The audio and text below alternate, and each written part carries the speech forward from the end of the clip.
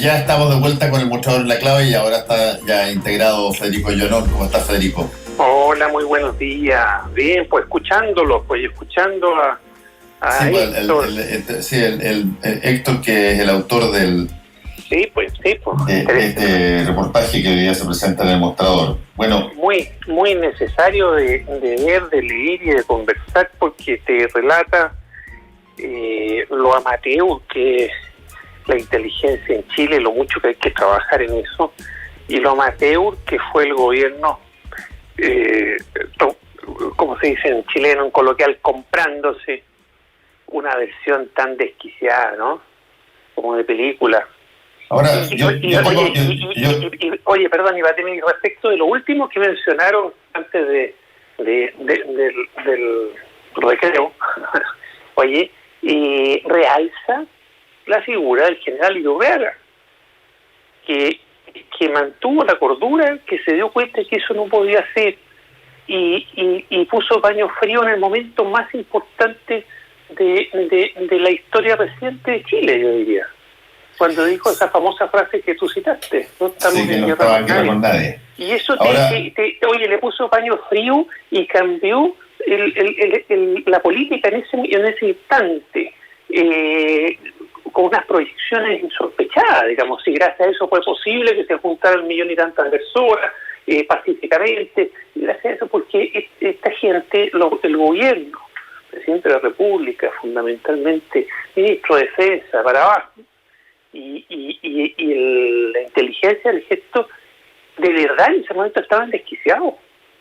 Qué peligroso. Pero yo ahí quiero hacer decretar un poquitito, que brevemente, porque ya lo planteé con Héctor. Lo que el artículo de ustedes en el mostrador plantea es que, uno, hubo una institución del Estado que acertó extraordinariamente bien, hizo su pega bien, anticipó mucho antes del estallido social las eventuales cosas que podían pasar, y de una forma descrita bastante cercana a lo que efectivamente pasó, sin atribuírsela a situaciones de influencia extranjera, ni a coroneles chavistas, ni a nada. No, lo hizo sobre la base de las informaciones que recabó la ANI, me estoy refiriendo. Sí, que bien estuvo la ANI, eso hay que destacarlo. Extraordinariamente bien. Por lo tanto, no es que la inteligencia sea un fiasco. Lo que pasa dije del ejército. Por eso dije el del ejército. Sí. Pero lo que pasa es que aquí hay, a mí me encanta hablar de las falacias lógicas, así como muchas veces he citado la disonancia cognitiva. Aquí hay una materialización extraordinaria desde el punto de vista del Ejecutivo, entre otras cosas porque, bueno, si es que recibe esa información de sus conductos regulares, ministerio y la dirección del Ejército, pero aquí hay una suerte de enamoramiento con una tesis. Y por lo tanto, eso que en términos de falacias lógicas a veces se llama sesgo de confirmación, que es que tú, de toda la información disponible, tú escoges exclusivamente aquella que calce con la que tú crees. Y por lo tanto, hace lo que los gringos llaman cherry picking, escoges las cerezas de a uno. Esta cereza sí, esta no, esta sí, esta no. Y por lo tanto, tú escoges la información que avala la idea que tú tienes y descartas la otra, como pasó en forma aparentemente bien notable con el informe de la ANI, que era pero tremendamente más certero, y que además generaba además advertencias antes de que las cosas pasaran. ¿Entiendes? Claro. Eso, o sea, yo por eso, a mí, claro, por una parte hay chapucería gigantesca en un montón de cosas, pero por otra parte hay buena inteligencia que no fue tomada en cuenta. Eso me provoca más nervio, porque yo digo, bueno, ¿pasa solamente en este ámbito? ¿O también eventualmente puede pasar en ámbitos donde estén en riesgo o hay algún otro tipo de situaciones que tengan que ver no necesariamente con fenómenos internos, sino que con fenómenos internacionales también? Oye, y lo peor, toda esta chapucería, es que los que lo hicieron bien ya no están, los sacaron. Sí, lo sacaron. Es decir, ya es como la chapucería en copa larga, ¿no? La cueca en pelota. Sí, por eso yo contaba el caso de que esto no es muy extraño, pasa en bastantes partes. Yo contaba el caso de lo que pasa con Trump. Trump que se ha peleado con toda su comunidad de inteligencia, pero hasta la saciedad, porque le desbaratan muchas de sus tesis y se filtran informes de la Agencia Nacional de Seguridad y algunas otras de la propia CIA que desacreditan lo que el presidente ha señalado respecto de determinadas cosas. Y la solución más rápida es descabezar esa agencia y poner a otro. Ya ha pasado ya muchas veces, digamos.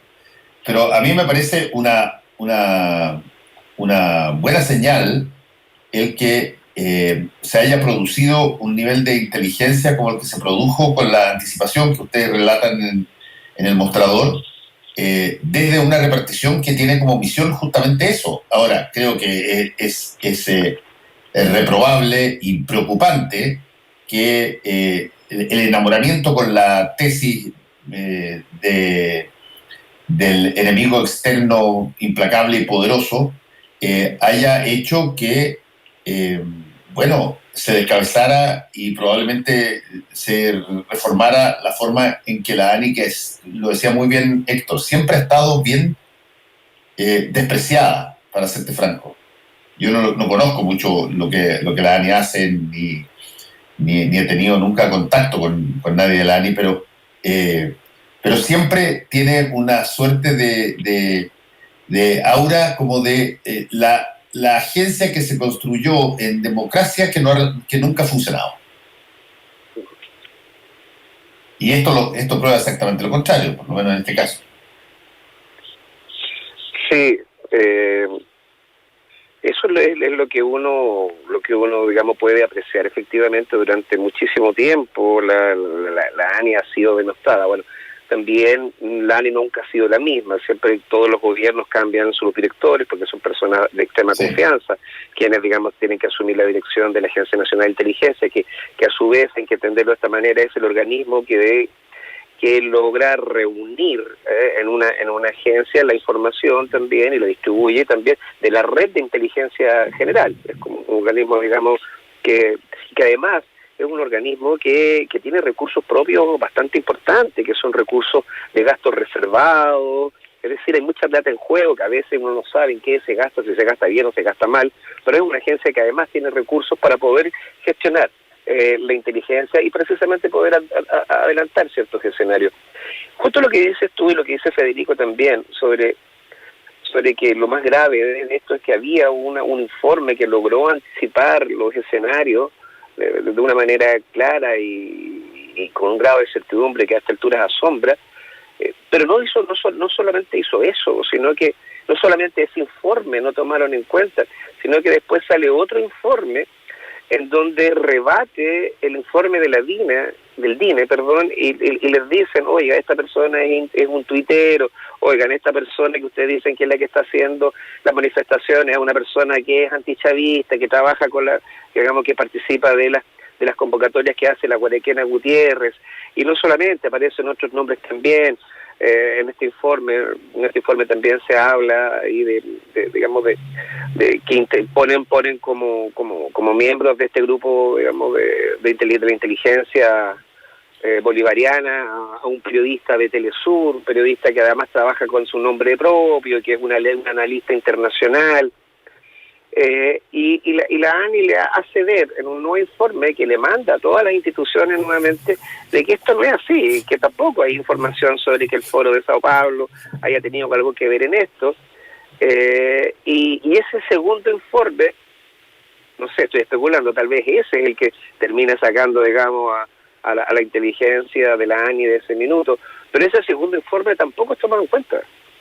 O sea, y resulta, como dices tú, esta fotografía donde aparece Pedro Carabajino es realmente increíble, o sea, es un Photoshop de niños, y digamos, no es un Photoshop que haya hecho el DINE para poder justificar que esta persona estaba metida, no, es un photoshopeo que el mismo Carabajino hace. El tipo es un agitador, él mismo se photoshopea y se pone atrás de la moneda y manda un Twitter diciendo estoy en Chile. Un Twitter que la propia comunidad venezolana en Chile toma y lo viraliza, porque entre la gente que es antichavista, este sujeto es bastante odiado, porque lo conocen, porque es un comentarista de televisión, y en esa oportunidad se genera, estoy hablando del 19-20 de octubre, se genera una revuelta en torno, digamos, a la comunidad venezolana en Chile, por la foto que había subido este tipo en sus redes sociales, y en esa oportunidad la PDI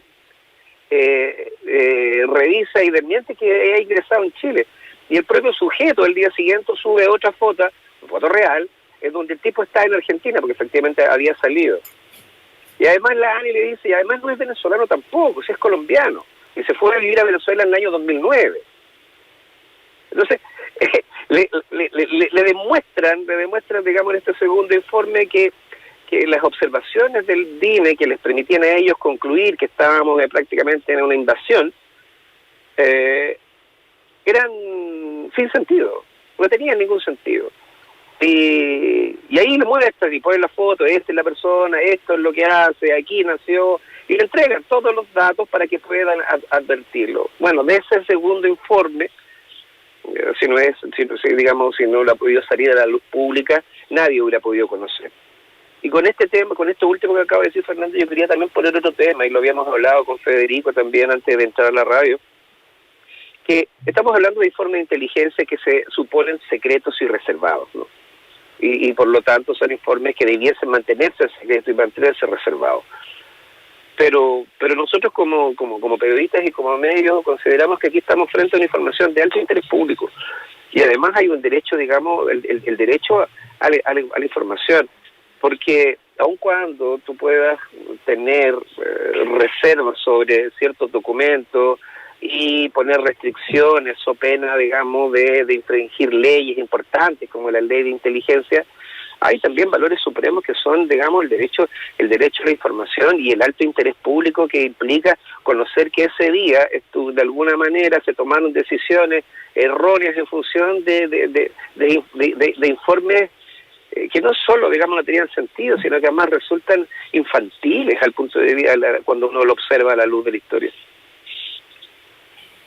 Sí, bien interesante los dos informes que ustedes publican, y creo que me imagino que saldrán a decir algo hoy día, o por lo menos va a haber algún tipo de reacción a esto. Y ya no está Luis Maferrer en la ANI, y no tengo idea de si es que el ministro Espina va a hablar, porque también, según lo que ustedes plantean, tuvo una situación muy protagónica, porque sería él el canal que lleva, como corresponde, digamos, el mensaje del ejército a el presidente de la República. Y el presidente de la República, lo vimos nosotros, hablar de todo eso hace exactamente un año, diciendo que tenía información disponible. Yo me imagino que tienen que ver con esto que estamos conversando. Claro, y acordémonos, Fernando, de la puesta en escena. Hagamos hincapié en la puesta en escena. El presidente sentado y alrededor lleno de militares, ¿no?, del alto mando, del ejército. Aparecía como un puesto de mando en plena guerra. Sí, fue una chapucería completa, fue una cosa infantil completa, mal hecha completa. No eso. Sí, el informe generó todo esto que estamos hablando. Por lo mismo hay que poner el foco en el informe y en quién se lo creyó y cómo se lo creyó cuando era evidentemente infantil, ¿no? Acordémonos de esa foto. Sí, esa foto es brutal. es brutal cuando sale el presidente a hablar al respecto. Sí, en ese sentido, la verdad, se valoró en su momento la calma que pone el general Iturriaga, que dicho sea de paso, no se supo más del general Iturriaga. Mira, está en servicio activo, nosotros lo averiguamos, está en servicio activo, y hoy día es el general encargado de doctrina en el ejército, que es un puesto importante, pero claro, no es de la primera línea dentro del mando, pero un general importante, y si está encargado de la doctrina y bueno, es un buen lugar para él, si es una persona tan perspicaz, ¿no? Tan inteligente y perspicaz. Sería un buen lugar para él, a ver si puede influir en el resto del mando, ¿no? Sí. Hay que recordar también que durante esa jornada y esos días, el general Iturriaga solía hacer muy temprano una conferencia de prensa para poder, digamos, dar a conocer, digamos, la situación del día anterior, y también al dar cuenta también de detenidos y eso, el estado de la región, porque él no estaba a cargo del país, porque esto estaba dividido por zonas militares. Pero después de esta alusión, digamos, de que él no estaba en guerra con nadie, después de eso, curiosamente, dejó de salir en las conferencias de prensa. Ya no mostraban más al general Iturriaga y solo empezó a aparecer el presidente. Hubo ahí en su minuto, nosotros publicamos, hicimos esa observación de que qué pasó con Iturriaga, como que lo hubieran fondeado. Y parece que efectivamente fue lo que ocurrió, porque después de ese día, sus apariciones públicas se redujeron prácticamente a cero, muy esporádicas, y tampoco uno tenía mucha claridad respecto de qué. Uno podía presumir que era porque había salido un poco como a contradecir al presidente diciendo que él no estaba en guerra con nadie, porque en ese minuto la seguridad del país estaba bajo su mando, pero también podría tener relación sobre esto, ¿no? Sobre la cuota de un poco, digamos, de prudencia y de mesura y de distancia que no sé si le habría manifestado con demasiada vehemencia, pero lo que nos refieren es que habría sido el único que puso ciertas dudas o miradas raras respecto, digamos, de este informe que se estaba dando a conocer y que en ese minuto se daba por hecho. Es importante recordar cómo Iturriaga lo hacen desaparecer de escena rápidamente después de que sale a decir que no estaba en guerra con nadie. Eso es un elemento importante a considerar. ¿La ANI depende de qué repartición, oye?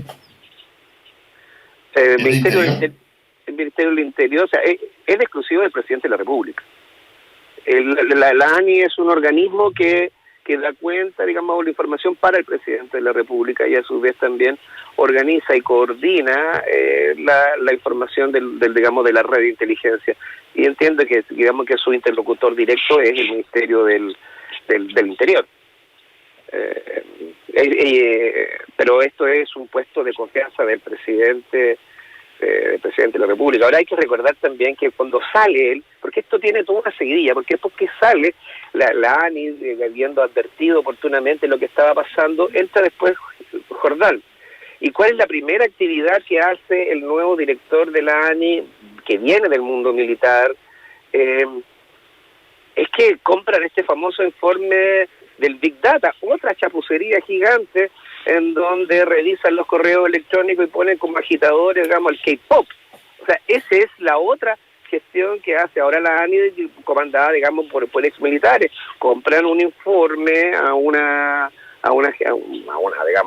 agencia internacional que hace revisión de correos electrónicos, digamos, de mensajería, de redes sociales, y ya conocemos también la tragicomedia que implicó ese informe. Y ese fue el debut de alguna manera de Jordán en la ANI post estallido social. Bueno, todavía estaba, en realidad el estallido social se paró con la pandemia. Recordemos que este informe se dio a conocer todo en el mes de diciembre. Entonces es como una seguidilla. Primero está esto, después aparece el Big Data. Es decir, y el Big Data al parecer también era como un informe que lo que buscaba era justificar también la salida un poco del libreto del presidente cuando hablaba de guerra y de que había influencia extranjera, era como para poder respaldar eso. Otro informe lleno, digamos, de conclusiones irrisorias. Y oye, acordémonos que ese informe, Héctor, tiene muchos paños de que cortar, por ejemplo, de cómo llegó, el rol que jugó el exministro Gils Peters, muy estrecho al presidente, de hecho fue su ministro del Interior durante el inicio del primer periodo, en el gobierno anterior del presidente Piñera, muy cercano a él, amigo, y jugó un rol que hoy día es además el hombre de confianza del empresario Antonio Lopsi. Entonces, ese informe, que es otra, como dices tú, chapucería mundial, tiene un origen bastante raro, bastante espurio y digno de seguirle la hebra, ¿no? Sí, yo me quedo con cosas que me parece no estaban tan claras como quedan claras en el reportaje del Mostrador. Y que, insisto, me impresiona el nivel de detalle certero del informe de la ANI. Me impresiona de que haya sido tanto tiempo antes del estallido, lo suficiente como para dar consejos o sugerencias de cómo se tenían que reforzar determinadas cosas y quiénes tenían que actuar ahí, a un nivel extraordinariamente potente, y que nada de eso haya aparentemente sido bien evaluado y se haya preferido la situación fácil, lineal, blanco y negro, buenos y malos de la conspiración internacional. Yo creo que ese punto es clave, Fernando. Lo habíamos hablado también en el Mostrador, es muy clave, porque uno puede tomar esta historia de dos lados, es decir, la chapucería, una vez más, o el informe ficticio, o lo que sea, digamos, del DINE, y tomarlo desde esa línea, pero creo que la respuesta de la autoridad no tiene que ir tanto por ese lado, sino también es qué hicieron con el informe de la ANDI que les avisó 10 días antes que iban a quemar el metro. O sea, ¿qué hicieron con esa información? Esa es la respuesta que tiene que dar la autoridad política, porque claro, a mí también yo creo que a todos los que, bueno, yo cuando accedí a la información y a los lectores y auditores que están escuchando el programa, debe llamar muchísimamente la atención, porque efectivamente tiene un nivel de detalle bastante certero. No solo, digamos, el hecho de identificar que lo más vulnerable son las estaciones de metro y la red de transporte urbano, sino también cómo se movilizan los grupos, cómo estas evasiones llevan al sabotaje, cómo los estudiantes simplemente llaman a una movilización y esa evasión es tomada por otros grupos anarcoinsurreccionales para poder hacer actividades de manifestación y provocando desmanes. Y además, como también tú reparas, y advierten, porque sacan un informe, después sacan otro, y en el segundo, donde detallan y advierten que hay que reforzar la seguridad ahí. Otro gallo hubiera cantado si efectivamente lo ha tomado realmente ese informe como debiesen haberlo tomado. Y ahí es donde uno debe hincar, y espero también que las autoridades, bueno, nosotros haremos lo propio por tratar de que las autoridades respondan, pero sería importante que las autoridades, digamos, salieran a hablar al país y dijeran, bueno, ¿qué hicieron con ese informe? ¿Cuál fue el razonamiento que usaron para desecharlo? Sí.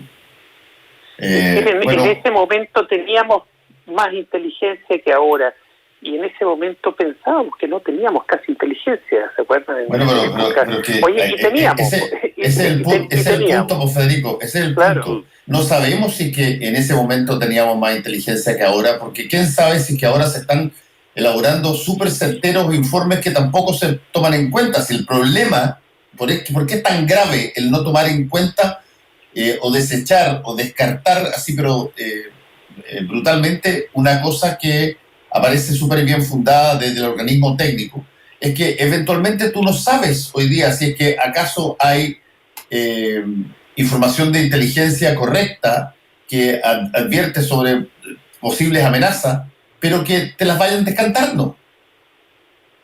Yo no digo que hay que creer todo lo que se recibe, pero me parece que evaluar las cosas de las instituciones que están mandatadas para esto, y cuando tú tienes una contienda de competencia entre dos, tú lo que tienes que hacer no es escoger el que te gusta más, tienes que verificar cuál de los dos genera una condición más correcta, digamos. A nosotros los periodistas nos pasa todo el tiempo. Tú tienes montones de veces situaciones encontradas en términos de una determinada información. Claro, existe lo que podríamos denominar el medio flojo, y el medio flojo dice, bueno, cuando tengo versiones encontradas, lo que hago es publicar las dos, y que el lector escoja cuál le parece más conveniente. Pero esa es no solamente flojera, eso es inepcia, eso es no hacer la pega. Como dice el dicho, cuando dice que hay duda o no hay duda sobre si está o no está lloviendo, uno no publica la duda, saca la mano para afuera de la ventana, bueno, y ve si está cayendo agua o no. Claro que sí, claro que sí. Y por lo tanto, aquí habiendo dos informes de ese tipo, lo que debió probablemente hacerse es ordenar una verificación de cuál de los dos, que son totalmente contrapuestos, era el correcto para poder encauzar las fuerzas del Estado y todo lo que se necesitaba detrás del correcto. Ahí está la deuda. Exactamente. Pero te voy a decir, me dejó con un buen espíritu, para serte franco, ver que la ANI, por lo menos en el periodo de Luis Maferrer, y en este particular caso, estaba haciendo su pega tan apropiadamente, fíjate, porque es de esas instituciones que donde probablemente muchos hemos caído en eso, han sido insistentemente basureadas por su inefectividad y su básicamente irrelevancia. Y aparentemente no era así. Oye, después del estallido social, todos pusimos el foco en la ANI. ¿Dónde estaba la ANI? ¿Te acuerdas? Sí, y estaba, y había hecho su pega. Lo que pasa es que hubo ya un condoro político de las autoridades monumental, que prescindieron de los informes verdaderos y prefirieron creerle a los informes falsos y de niños, digamos, realmente infantiles. Ahí hay una carencia de la política gigante, y del ejército, sí, del órgano profesional del ejército de inteligencia gigante, el Condor. Oye, menos mal que no estamos en guerra, menos mal. Imagínate los condoros con ese órgano de inteligencia del ejército. Bueno, vamos terrorífico. Vamos a seguir monitoreando a ver qué ocurre a partir de esto. Muchas gracias, Federico y Héctor. Chao, buen día. Chao, buen día. Actualidad con ojo crítico. La información desde distintos puntos de vista. Fue El Mostrador en La Clave, con el equipo de El Mostrador. La Clave me escucha.